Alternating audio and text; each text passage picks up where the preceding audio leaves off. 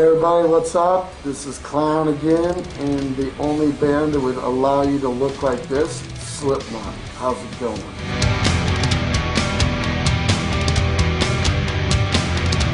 Well, I'll be totally honest, I don't get any more nervous for any show. Even though there were 80,000 people there, I wasn't any more nervous than if there were 15 people there.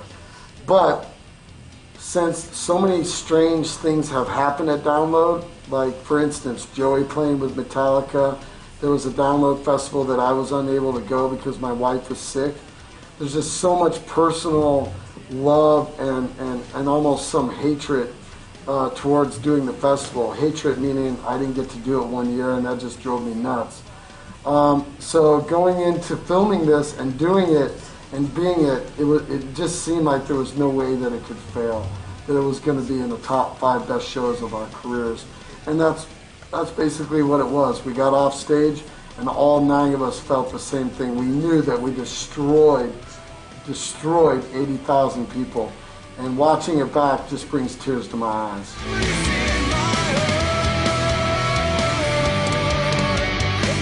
When I say top 5 shows, I really mean top 30, but it's hard to bring down to 5. One of my favorite shows of all time was the Astoria, the very first time we went to the UK, and we played this club called the Astoria. It was like Europe was waiting for us, and I was 30 years old waiting for Europe, and I knew that my rock and roll degree had finally come through by allowing me and paying for me to go over to Europe and open my mind. So I gave the Brits everything I possibly could. And so, for instance, the Astoria, just a fantastic show. So that's one of the shows, it's too hard to get into all the shows, but that gives you an example of what Download really meant.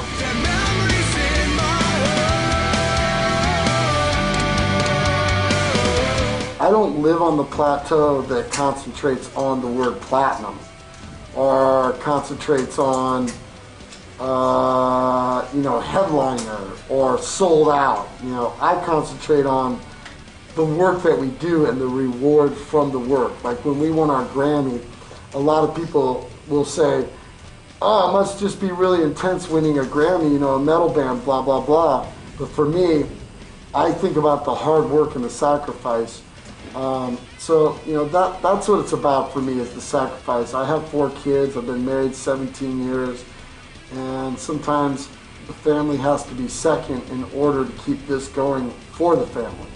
And that's what I think about. So all hope is gone, going platinum. It doesn't make me get excited because of the monetary aspects. It excites me because Slipknot still, to this day, is kicking the industry in its ass and kicking its fans in the ass, and still making art that is worthy of buying and having and collecting and hanging up on walls to look upon. So I'm honored that anyone still buys our stuff and still indulges in our lifestyle.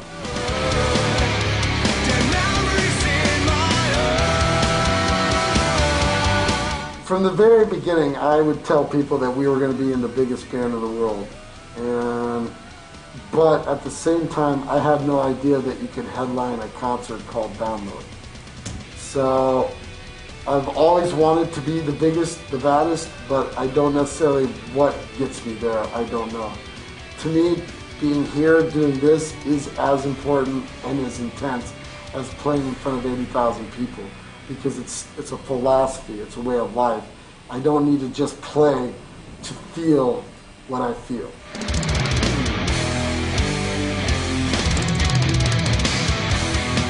I don't really get off on watching myself play.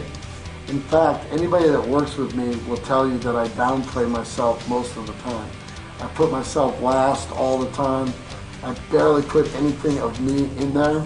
So I'd have to say my favorite moments are all the moments that you get to see Paul Gray celebrate his life of what he loved the most, and that was to play music in a band called Slipknot. And if you watch the Download Festival, you will see that. You'll see him doing little dances. You'll see him doing backup vocals and just ripping it up.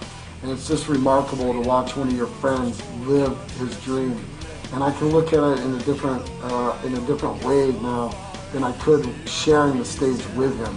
So I'd have to say that's probably my favorite thing about the Download Festival, is just being able to see Paul live his life.